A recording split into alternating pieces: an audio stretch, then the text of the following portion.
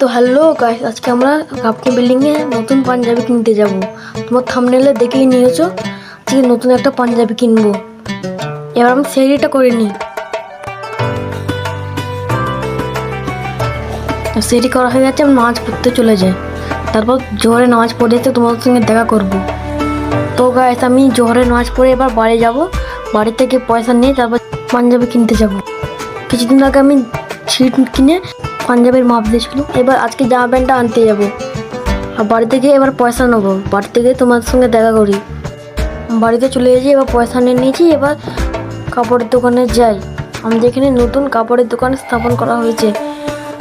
সেই কাপড়ের দোকানের নাম হচ্ছে আহমেদ বস্ত্রালয়। আমি ওখানে গিয়ে তোমাদের সঙ্গে দেখা করছি।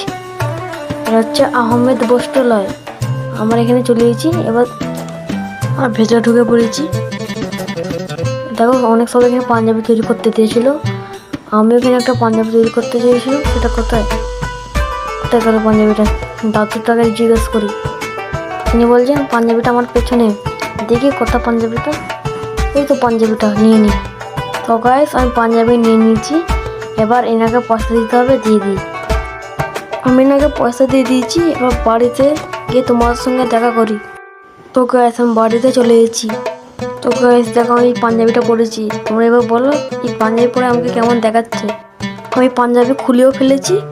তো গাইস, এবং তোমার সঙ্গে ইফতারের সময় দেখা করি। আমি ইফতারের জন্য বসে পড়েছি। এবার আজান দিলে খাবো। আজান দিচ্ছে। আমি এবার নাচ পড়তে চলে যাচ্ছি। তো গাইস, তোমাদেরকে ভিডিওটা কেমন লাগলো?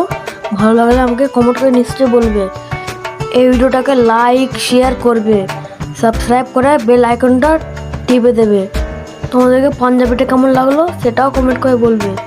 এরপর ঈদের ভিডিও বানাবো, তোমাদেরকে কিন্তু ওই ভিডিওটাও দেখতে হবে। বাই বাই গাইস, আল্লাহ হাফেজ।